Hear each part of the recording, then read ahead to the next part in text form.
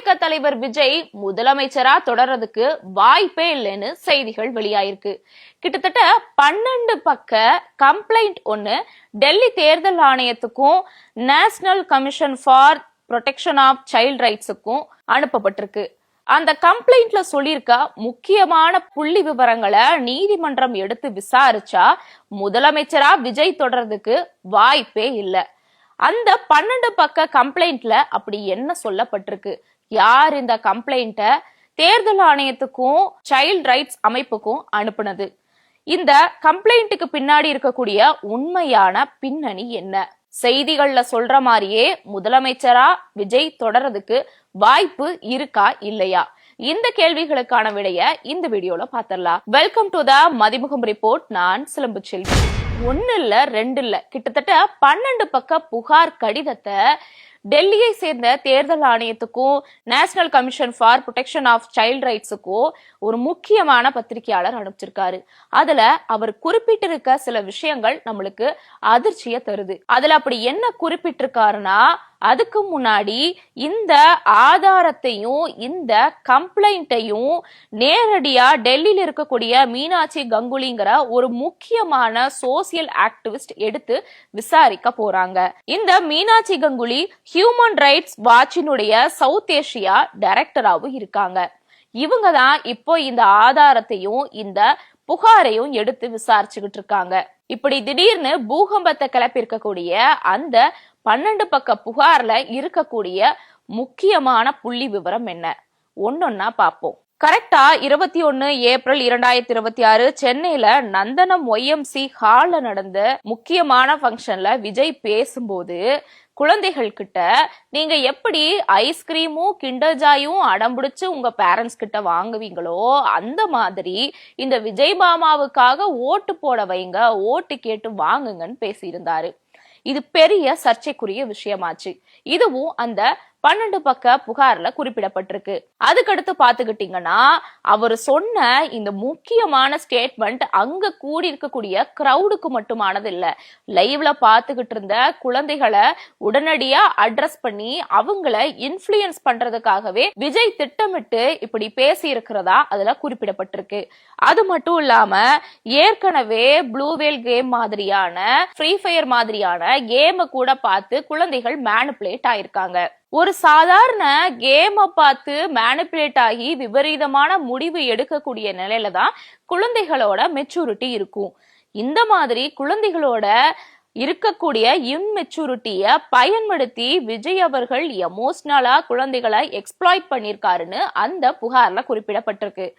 அது மட்டும் இல்லாம இந்த விஜய் பேசின அந்த முக்கியமான ஸ்டேட்மெண்ட் பக்காவான ப்ரீ பிளான்டா ப்ரிப்பேர் செய்யப்பட்டு ஒரு ட்ரெண்டா நிறுவப்பட்டிருக்குன்னு குறிப்பிடப்பட்டிருக்கு. அது மட்டும் இல்லாம விஜய் ஸ்டேஜ்ல குழந்தைகளை இப்படி பேச சொன்னதுக்கு பின்னாடி ஒரு பெரிய மாஃபியா கும்பல் வேலை பார்த்திருக்கு. அது வேற யாரும் இல்ல, ரூட் மாஃபியா தான். ஆல்ரெடி ரூட் மாஃபியா சோசியல் மீடியால என்ன மாதிரியான மேனிபுலேட் பண்ணிருக்காங்கிறதுக்கு நிறைய வீடியோக்கள் இப்ப வரைக்கும் நம்மளுக்கு ஆதாரமா இருக்கு.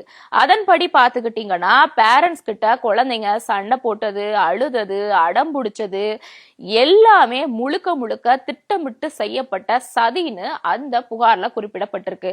சரி, இது எப்படி விஜய்க்கு லாபகரமா பயன்படுத்தப்பட்டுச்சுன்னா, விஜய் சொன்னதோ, குழந்தைகள் அழுததோ, அந்த வீடியோ பரப்பப்பட்டதோ, அது பெருசா பூமானதோ முழுக்க முழுக்க இந்த ரூட் மாஃபியா செஞ்ச திட்டமிட்ட சதின்னு குறிப்பிடப்பட்டிருக்கு. ஏன் அப்படின்னா, பொதுவாவே ஒரு ட்ரெண்ட் ஒண்ணு சோசியல் மீடியால வந்துச்சுன்னா அது எல்லாருமே ஃபாலோ பண்ணுவாங்க. ஆனா இந்த குழந்தைகள் அடம்பிடிக்கிற மாதிரியான வீடியோக்கள் 4-5 தான் சோசியல் மீடியால பதிவிடப்பட்டுச்சு.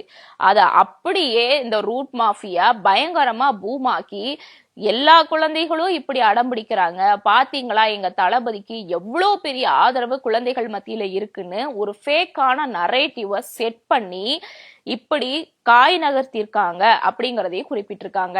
அது மட்டும் இல்லாம தளபதி நீங்க மேடையில இப்படி பேசுங்க, அந்த வீடியோவை நாங்க வைரல் பண்றோம், அதன் மூலியமா குழந்தைகள் இன்ஃபுளுயன்ஸ் ஆவாங்க, இன்ஃபுளுயன்ஸ் ஆகிறத வீடியோ எடுத்து சோசியல் மீடியால போட சொல்றோம், சோசியல் மீடியால போடுறத பூம் பண்றோங்கிற மாதிரி ஒரு திட்டமிட்டு ட்ரெண்ட, ஃபேக்கான ட்ரெண்ட இந்த ரூட் மாஃபியா செட் பண்ணிருக்காங்க அப்படிங்கிற ஆதாரத்தையும் அந்த புகார்ல குறிப்பிட்டிருக்காங்க.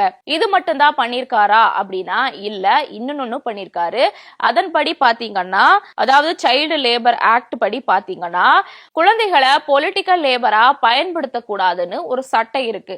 ஆனா விஜய் அவர்கள் என்ன பண்ணிருக்காங்க, குழந்தைகளை ஒரு சைல்டு லேபரா பயன்படுத்தியிருக்காங்க.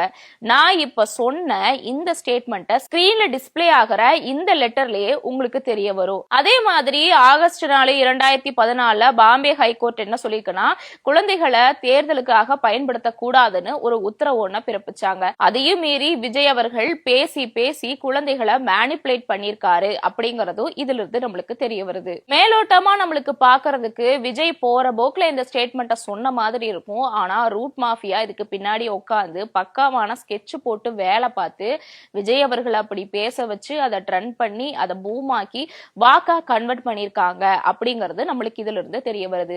இந்த இடத்துல உங்களுக்கு கேள்வி தோணலாம், சரி வாக்கா மாறி இருக்குன்னா அதுக்கு என்ன ப்ரூஃப் இருக்குன்னு உங்ககிட்ட கேள்வி எழலாம். அதுக்கும் ஒரு ப்ரூஃப் இருக்கு, அத விஜய் அவர்களே வெளியிட்டு இருக்காரு. சரியா ஏப்ரல் 24 2026 விஜய் அவர்கள் எக்ஸ்ல ஒரு போஸ்ட் ஒன்னு போட்டிருக்காரு. அதுல என்ன சொல்லியிருக்காருன்னா, குறிப்பா நம்ம குடும்பத்தினரை வழிநடத்தி என் குட்டி நண்பா நண்பிஸுக்கு ரொம்ப நன்றி, உங்க விஜய் மாமாவோட ஸ்பெஷல் வணக்கமும் நன்றியும் உங்களுக்கு உண்டு அப்படின்னு சொல்லியிருக்காரு.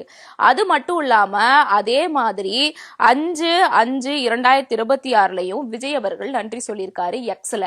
அதன்படி பாத்தீங்கன்னா, ஏராளமான காரணிகள் இருந்தாலுமே குடும்பத்தையே தங்கள் அடரன்பால் வழிநடத்திய குழந்தை செல்வங்கள் தான் அதிசய தேர்தலுக்கான ஆழமான காரணிகள்ல ஒன்றா மாறி நின்றுருக்காங்கன்னு சொல்லியிருக்காரு.